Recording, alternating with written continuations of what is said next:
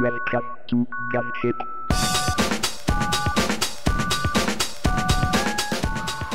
Moi, ce serait une personne qui arrive à me former en étant sympathique, en s'intéressant à moi et en comprenant que je suis pas un professionnel et que je suis apte à apprendre.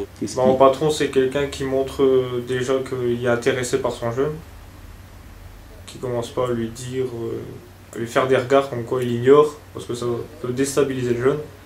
Et puis voilà, le bon patron, il doit aussi avoir une certaine empathie envers le jeune, avoir un certain contact amical, on va dire. Patron idéal. Patron idéal, c'est un patron qui regarde pas l'apparence, qui donne la chance un peu à tout le monde, qui regarde pas si certaines catégories, genre riches ou pauvres, qui donne sa chance à la personne qui a envie de travailler. Ça serait quelqu'un qui écoute ses employés, qui sait leur laisser de liberté sans pour autant les laisser faire n'importe quoi. Un employeur qui sait apprendre des choses aux gens et qui ne les ferait pas tout le temps passer le balai ou faire des choses ennuyantes. En général, je pense que c'est surtout le jeune qui doit donner lui-même envie de travailler, sinon l'employeur il se donnera son avis, il dira que lui il n'est pas motivé. Faut que nous-mêmes on donne envie aux autres. Quand on aime son métier, je pense pas qu'on fait attention à l'argent. Ouais. Moi personnellement, du moment que je travaille avec les jeunes, du moment que je fais ce que j'aime bien, l'argent ok ça compte, mais sans plus. Savoir se présenter correctement et dire savoir se lever à l'heure aussi, parce que de temps en temps quand on fait la fête ou quoi, on sait pas se lever à l'heure. Ah ouais, donc...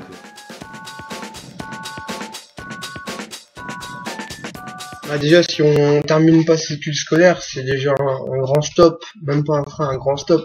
On n'aura pas de diplôme, on n'aura aucune clé pour ouvrir notre futur. Avoir vraiment un diplôme, mais pas faire le con quoi, un diplôme.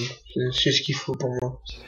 Dès que j'ai vu, dès qu'on m'a appris à travailler là un petit peu sur les moteurs et tout, j'ai remarqué que j'aimais bien être dans le cambouis et tout ça et que... Tu préférais la mécanique. Voilà. Donc voilà, c'est un petit peu l'école qui t'a donné envie de faire de la mécanique. J'ai arrêté là-dedans parce que j'ai été dégoûté par un prof qui me pétait tout le temps en fait. Qui me mettait des échecs tout le temps, même si j'avais des murs parfaits, parce qu'il ne savait pas me saquer en fait. Donc j'ai arrêté là-dedans. J'ai arrêté et après j'ai arrêté l'école. Ouais, le manque d'expérience c'est clairement un frein parce que si de base on cherche un boulot qu'on ne trouve pas et qu'on nous dit il faut de l'expérience, on peut pas avoir de l'expérience sachant qu'on ne trouve pas de boulot. Avoir le permis. Je suis pas diplômé niveau mécanique et tout, mais j'ai pas mal de connaissances parce que je travaille avec des vieux qui ont 30 ans de métier. Donc des connaissances j'en connais. Je sais des choses qu'il faut faire, quand il faut pas faire. Donc tu te destines à des études, à un métier artistique. Ouais, je me destine. Bah, oui, c'est mon premier truc vu que j'ai fait des études artistiques. Mais si je trouve pas, je vais quand même prendre le premier boulot à portée de main, parce que ça va être tellement dur de trouver un boulot que... S'il est trop qualifié, c'est qu'il y a une place qui le mérite, quoi. Bah non, parce que monsieur, il a été trop qualifié, il est parti en peinture. Et il y a un diplôme de peinture. Ouais. Avec un diplôme, il a trouvé. Avec 6 diplômes, tu trouves un. Que dalle.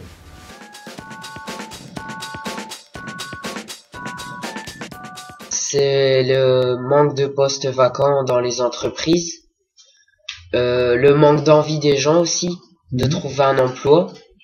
Et tout ce qui est service, quoi, c'est comme à la gare, quoi. Avant, il y avait des guichets ouverts H24.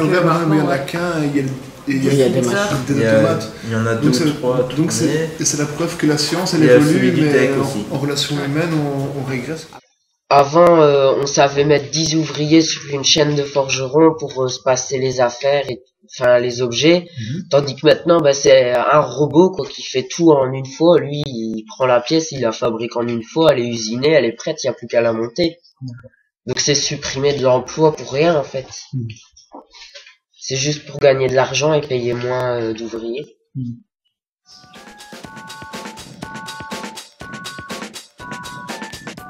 même avec éducateur, si on regarde la tournée. En section éducateur à la HEH, ils sont combien en première? En première, 300. Arrivent, entre 200 et 300. Entre 200 et 300. Après, bon, t'as la moitié qui part. T'as la moitié qui part, on en conserve 150. Nous, en assistance sociale, on va sortir, on sera 20. Donc 20, c'est beaucoup plus facile à faire rentrer qu'une centaine d'élèves qui sortent comme ça du jour au lendemain. Ben, je trouve qu'il y a beaucoup de gens pour l'instant qui font ça. Et que ça devient dur de trouver un boulot en électromécanique. C'est mes professeurs donc à Don Bosco qui me disent ça. L'agriculture.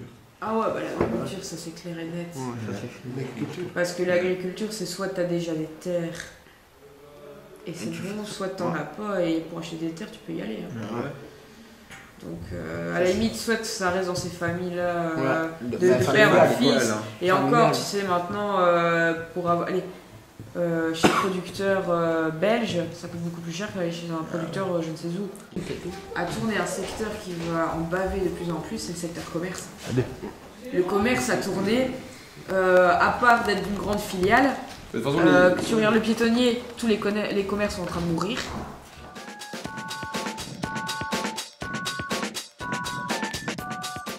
Si on aime quelque chose, il faut y aller droit au but. Par tous les chemins, il y a toujours moyen de faire ce qu'on aime. Moi j'aimerais bien voyager, j'aimerais bien faire un peu le tour du monde, quoi. Exercer ma profession dans d'autres pays pour faire découvrir aux autres